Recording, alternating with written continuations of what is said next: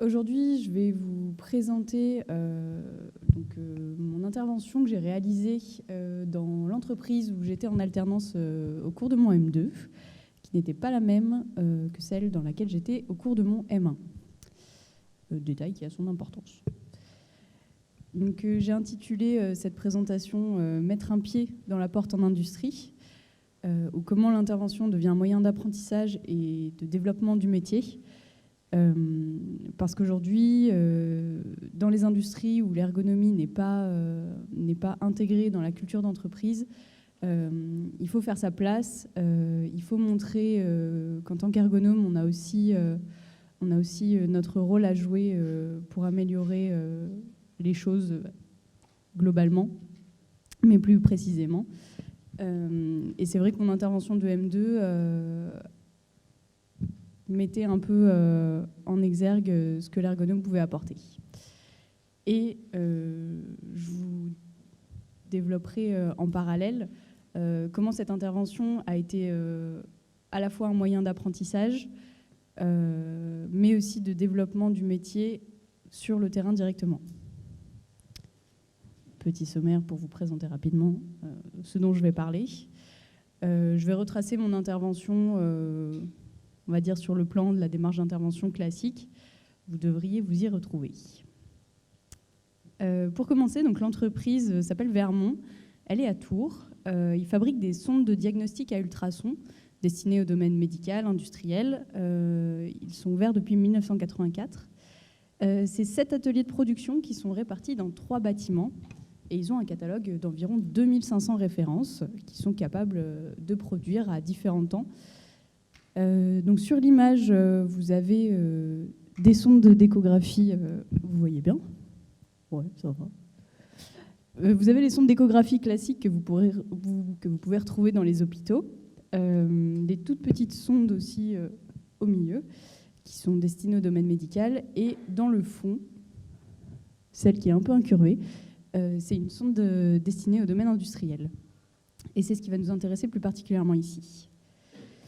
Pour vous présenter un peu le contexte de mon arrivée dans l'entreprise, en fait, il n'y avait pas d'ergonome, il n'y en avait jamais eu. Et je suis arrivée un petit peu, on va dire, au milieu de plein de projets.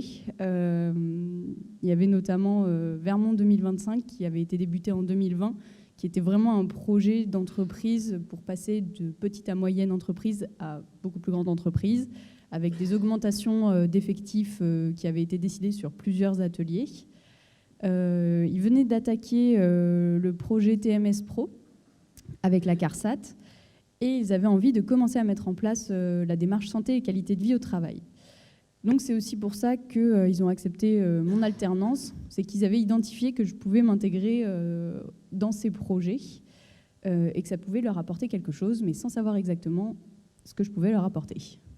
Au niveau de la demande initiale, c'est vrai qu'il y a eu une petite prise en main de voilà, qu'est-ce que moi je pouvais, en tant qu'ergonome, amener dans l'entreprise. Donc on m'a fait une première demande en octobre à mon arrivée, plutôt orientée TMS, santé et qualité de vie au travail. Et en essayant de réduire mon périmètre et de cibler plus particulièrement, au niveau des productions, il y avait une problématique identifiée au niveau des sondes CND par rapport au port de charge et à la manipulation de ces sondes par les opératrices. Il a fallu quelques temps. Donc vous voyez, il y a un gap entre décembre et avril. Le temps que la réorganisation des ateliers se fasse. Et finalement, lorsque la directrice adjointe industrialisation a été nommée, elle a souhaité qu'un travail soit réalisé de façon plus concrète sur l'atelier CND, sur son réaménagement pour améliorer les conditions de travail des opératrices. Donc c'est là-dessus que j'ai travaillé. Et à travers la demande initiale, c'était aussi d'identifier correctement les besoins, parce qu'il y avait le défi derrière de faire changer un peu les représentations de l'ergonome qu'ils pouvaient avoir. C'est pour ça que la reformulation de la demande avait aussi cet enjeu.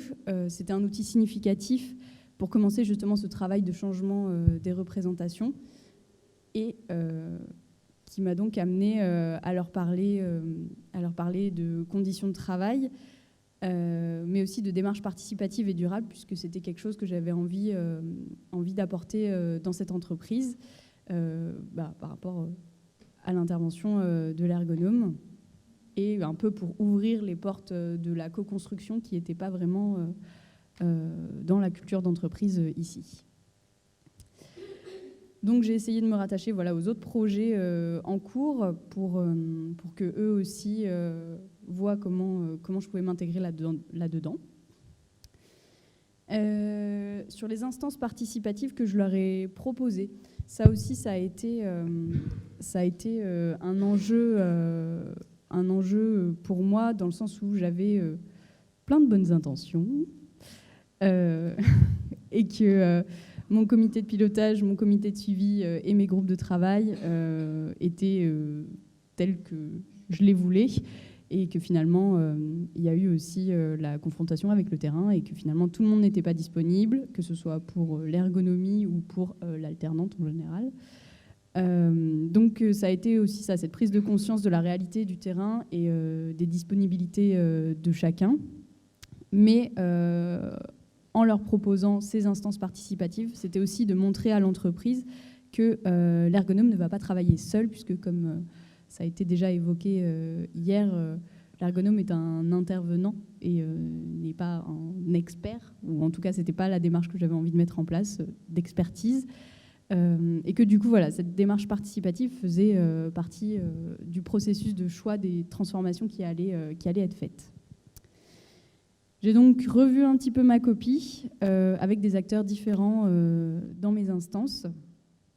Donc ça, je vous le montre, mais du coup, je l'ai fait sur le terrain, où j'ai d'abord proposé ce que je vous ai montré, et après je fais « Ah non, ça ne marche pas, je vais choisir d'autres personnes qui ont l'air plus à l'écoute de ce que j'ai à proposer ». Sur les jalons de l'intervention que je leur ai présentés, comme je vous le disais, la démarche participative n'étant pas dans la culture d'entreprise, c'était aussi d'utiliser la théorie et la formation pour leur présenter la démarche d'intervention et qu'est-ce que l'ergonome, à quoi il allait faire appel pour mettre en place sa démarche et pour mener aux transformations du travail. Je leur ai donc présenté un rétro-planning avec les différentes phases. Je leur ai montré aussi à quel moment les instances participatives dont j'avais parlé juste avant allaient s'intégrer dans ce processus. Et enfin, à quels enjeux on allait répondre avec cette intervention. Donc, vous les connaissez, c'est souvent ceux-là. Et c'est surtout ceux-là qui, à l'époque, dans l'entreprise, étaient traités séparément. Et le défi, c'était de montrer que l'intervention, là, allait se trouver au croisement de tous ces enjeux et que ça allait pouvoir leur apporter des billes sur, et surtout des réponses sur ces différents champs. Donc, sur les premières observations ouvertes que j'ai réalisées, je me suis intéressée donc, à la production qui était réalisée chez CND. Donc, c'est des sondes à contrôle non destructif. J'ai constaté que il y avait 4 types de sondes qui étaient fabriquées avec une très grande diversité, et qu'en tout, seulement dans cet atelier, c'était 200 références de sondes différentes qui pouvaient être produites. Je me suis ensuite intéressée à l'organisation du travail dans cet atelier. On avait donc 2 ou 3 opératrices, ça dépendait des besoins, qui étaient affectées au collage, une opératrice sur le câblage, une opératrice pour l'intégration, qui consistait à mettre les têtes dans les boîtiers en inox, le contrôle qualité des sondes pour être sûr qu'elles fonctionnent, et ensuite finition et expédition. Ce que j'ai constaté aussi au cours de mes observations ouvertes concernait les déplacements des opératrices dans l'atelier. Donc, il semblerait que sur les déplacements, ça concordait à leur zone. Oui, si, ça concordait. Ça concordait avec leur zone d'activité et de stockage dans l'atelier, et elles étaient obligées de se déplacer pour alterner entre ces zones. Il s'est avéré notamment que la zone de contrôle et d'intégration, donc en bleu et en jaune sur le plan, impliquait un certain nombre de croisements entre les opératrices. Je vous mets ma petite animation où on voit les déplacements que sont amenés les opératrices à faire dans l'atelier. Ensuite, je me suis intéressée plus spécifiquement à l'intégration, puisque comme vous le voyez avec l'encadré vert, c'était cette zone-là qui semblait poser des soucis par rapport à la coactivité. Et en fait, pour réaliser l'intégration d'une sonde, l'opératrice a plusieurs tâches à réaliser, notamment de récupérer les boîtiers, où elle va, dans un premier temps, croiser l'espace de contrôle où l'opératrice peut se trouver. Voilà. Et en fait, l'ensemble de ces déplacements pour intégrer une seule sonde va impliquer au moins 3 passages à proximité du banc de contrôle. Et ça implique aussi de passer au moins 4 fois par le contrôle. Sachant qu'on a entre 20 et 40 sondes qui sont fabriquées par semaine, je me suis posé la question de l'impact sur la qualité des contrôles par rapport aux vibrations, puisque c'est des sondes d'échographie donc qui sont très sensibles. Je suis donc allée voir au niveau du contrôle, et il s'avère que le banc de contrôle, le numéro 3 sur le plan, est l'espace de travail qui est le plus utilisé par l'opératrice de contrôle. On avait donc un enjeu au niveau de ces 2 zones de travail que je suis allée interroger par la suite. C'est à ce moment-là que intervient mon prédiagnostic et de l'enjeu de faire valider ce prédiagnostic auprès des opératrices. Et c'est comme ça que j'ai essayé d'instiller cette démarche participative dans un premier temps, en montrant aux opératrices que voilà, ce sont elles qui sont les expertes de leur travail et qu'en fait leur validation de mes analyses a leur importance dans le processus, puisque c'est à partir de ça que j'allais pouvoir construire avec elles la suite et de montrer qu'elles allaient être intégrées dans ce processus de co-construction. Donc, les ressources et problématiques qui étaient principalement identifiées, donc je vous les ai mises en gras. Et j'ai décidé d'aller instruire donc, une hypothèse en particulier qui était celle de la répartition des espaces de travail et des zones de stockage, et comment cette répartition est amenée les opératrices à se déplacer régulièrement et qui entraînait des croisements de flux dans l'atelier avec des risques pour la santé, mais aussi pour la qualité des produits et donc pour la performance des opératrices.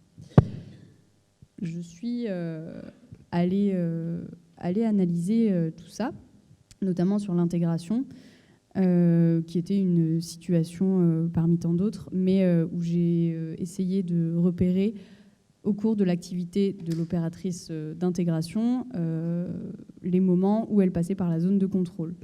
Donc effectivement, ces passages pouvaient entraîner des risques de défocalité sur le banc de contrôle, surtout lorsque c'était des déplacements avec des sondes d'un poids supérieur à 10 kg. Et c'est donc là où on a pu identifier que les espaces d'activité et de stockage devaient répondre à la variabilité pour que ce soit plus adapté aux opératrices et à leur activité. Ça, c'est les déplacements qu'elle est amenée à faire, en tout cas qu'elle a fait sur cette observation. Les modules, c'est les toutes petites sondes qu'on a vues au départ. Et en fait, au cours des entretiens, elle me dit que quand c'est les modules, ça va, mais quand c'est les BH, c'est les grosses sondes qui font plus de 10 kg, elle préfère prendre le chemin le plus rapide, qui forcément est celui qui passe devant les bancs de contrôle. Je bouge ma souris, mais en fait, vous ne la voyez pas. Si. Okay. Donc voilà, sur le poste d'intégration. Sur le poste de contrôle, donc, l'opératrice réalisait plusieurs tâches en même temps pour optimiser son temps et pouvoir absorber d'autres tâches qui n'étaient pas réalisées par les autres opératrices en raison de leur charge de travail. Et ça l'obligeait donc à anticiper les déplacements des autres opératrices pour éviter justement de les croiser. Donc il y avait une augmentation des déplacements, du port de charge et une charge mentale possible au niveau de la qualité par rapport à ces croisements justement et au banc de contrôle qui est derrière. Voilà, donc les chemins qu'elle faisait et où on voit qu'elle était amenée à croiser l'autre opératrice. Donc, dans cette démarche d'analyse systématique, je me suis intéressée à l'autoconfrontation croisée. Donc, appliquée dans l'intervention, en fait, ça a permis... Alors, je ne sais pas... Bon, je vous redis ce que c'est l'autoconfrontation croisée, vite fait. J'ai filmé donc, les opératrices en activité de travail, et notamment, donc là, sur les photos, c'était une journée où il y avait une augmentation de l'effectif parce qu'il y avait, elles étaient 4 au lieu de 2, parce qu'il y en avait 2 qui étaient en formation. Donc en fait, ça faisait comme une simulation de l'augmentation de l'effectif, ce qui était envisagé pour cet atelier et qui était potentiellement problématique. Donc je les ai filmées en train de travailler et ensuite, sur un entretien à part, je leur ai fait regarder le film de leur activité. Et sur ce film, on a pu échanger sur quelle stratégie opératoire elles mettaient en place entre elles par rapport à cette différence d'augmentation d'effectifs. Donc, il s'avère que sur l'intégration, elles mutualisaient les espaces de travail, mais en termes de contraintes, elles avaient identifié qu'elles avaient beaucoup moins d'espace de stockage, qu'il y avait plus de passages dans la zone de contrôle, mais par contre, que ça leur permettait de s'entraider dans la répartition des tâches. Au niveau du contrôle, les opératrices ont constaté qu'elles arrivaient à se répartir les tâches entre elles pour être plus performantes. Et de la même manière, elles avaient un manque de stockage et un encombrement des établis qui s'étaient créés. Mais que de la même manière, elles arrivaient à s'entraider et le fait d'être plusieurs permettait de réaliser donc plusieurs contrôles. Donc voilà pour l'autoconfrontation croisée, où elles étaient plusieurs, c'est pour ça qu'on dit croisée. Enfin, elles étaient plusieurs à regarder la vidéo et à en échanger après.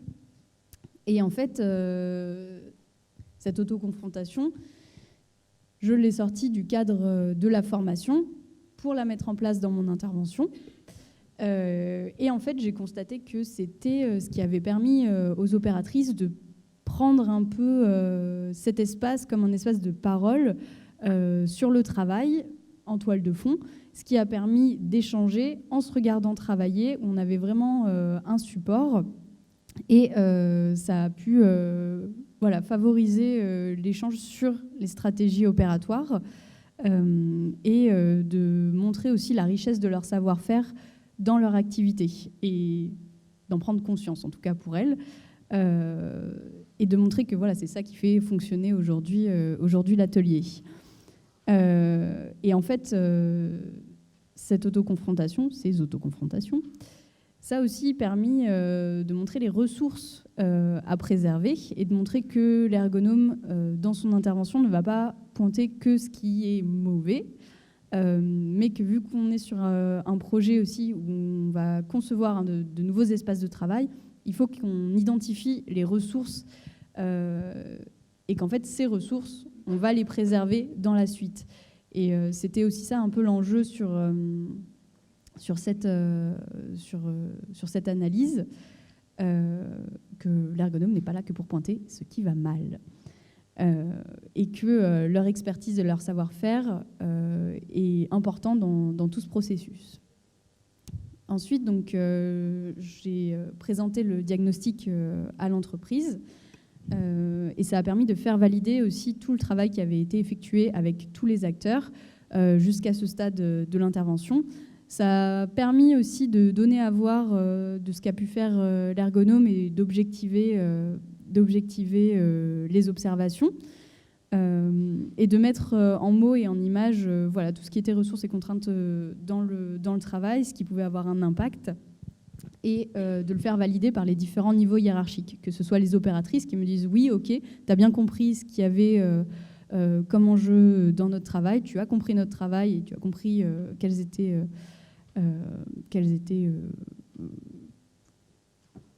quel était le travail, quelle était l'activité, voilà. Et ça a permis de mettre tout le monde sur un pied d'égalité en termes d'information sur l'intervention et d'état des lieux des situations. Donc à partir de là, on a commencé donc les transformations avec des ateliers de simulation sur maquette, sur plusieurs groupes de travail. Ça a été un double défi, la simulation sur maquette, puisque défi personnel, première fois où il fallait animer en entreprise des ateliers comme ça. Mais aussi un défi pour l'entreprise, puisqu'en fait, ils n'avaient absolument aucune idée de ce que ça pouvait être. Donc il a fallu le justifier pour accepter de faire sortir les opératrices de la production pour travailler sur la maquette. Donc ça a été de l'explication et de la justification pour montrer l'intérêt que ça pouvait apporter. Donc ça nous a permis de co-construire les solutions. Je ne sais pas, je vous ai passé les plans rapidement, donc je ne sais pas si vous allez voir. Mais donc là, on a le plan initial avec les zones qui étaient problématiques. Et en fait, en travaillant sur la maquette, ça nous a permis de proposer un nouveau plan d'implantation pour l'atelier qui permettait d'identifier 2 zones distinctes, donc sur le contrôle et sur l'intégration, pour éviter justement les déplacements chargés à proximité du contrôle et que ça puisse avoir un impact sur la qualité des contrôles, en rapprochant les espaces de travail de l'intégration de l'opératrice. Ça a permis d'éviter pour elle des déplacements chargés aussi, sans pour autant les annuler complètement. Ensuite, on a travaillé plus précisément sur l'identification des espaces de travail, donc toujours sur la maquette. Et ensuite, on a pu commencer la mise en place des solutions et leur réévaluation. Sauf qu'en fait, on arrive au mois de septembre. Et au mois de septembre, il y a une soutenance. Et en fait, le projet n'était pas fini au moment de la soutenance. Il manquait justement de dégager et de discuter les axes de transformation en co-construction, mais de façon plus approfondie. Il manquait quelques groupes de travail que je voulais mener. Et par la suite, il fallait faire valider les plans, chiffrer le matériel nécessaire, définir un plan d'action, modifier l'implantation, réellement, mettre en essai ces transformations et les réévaluer. J'ai passé ma soutenance et j'étais frustrée de ne pas pouvoir continuer et de ne pas pouvoir terminer cette intervention. Les opératrices avaient aussi des attentes vis-à-vis de tout ce qu'on avait travaillé pendant l'année. Donc, j'ai demandé à rester 1 mois de plus. Mais rester 1 mois de plus dans l'entreprise, c'était pétri de bonnes intentions, mais il fallait le justifier. Donc pour ça, je me suis attelée à un exercice qui est la proposition d'intervention, le retour. Puisqu'il a fallu justifier de comment, en 4 semaines, j'allais pouvoir proposer de clore ce projet. Donc c'était un nouveau défi, avec des enjeux différents.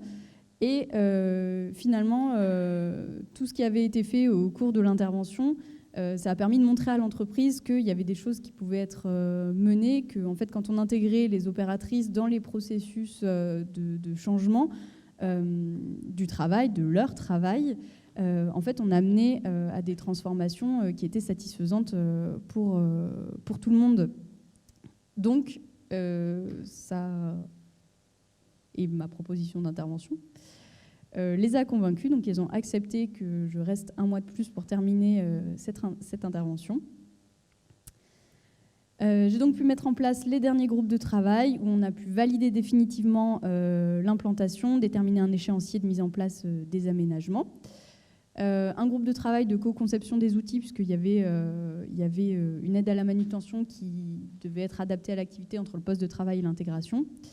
Et enfin, sur la co-construction d'une grille d'évaluation des transformations, puisque mon contrat se terminant à la fin du mois d'octobre, il fallait qu'ils puissent réévaluer par la suite eux-mêmes. Je vous spoil, mais du coup, moi, je ne pouvais pas rester parce que j'avais des contraintes personnelles qui ont fait que je n'ai pas pu rester dans l'entreprise. Mais du coup, ils auraient aimé que je reste pour poursuivre d'autres projets. Donc, les transformations effectives dans le travail, ça a été donc, voilà, cet espace de contrôle en U, le même, mais pour l'intégration en face, où on pouvait favoriser quand même, ou en tout cas maintenir les communications entre l'opératrice de contrôle et l'opérateur de contrôle et l'opératrice d'intégration. Sur l'espace de collage, on a créé une allée principale et des allées dans lesquelles on limitait les déplacements aussi, puisqu'il y avait eu des informations qui indiquaient que c'était délétère pour le travail des opératrices. Voilà. Merci de votre attention.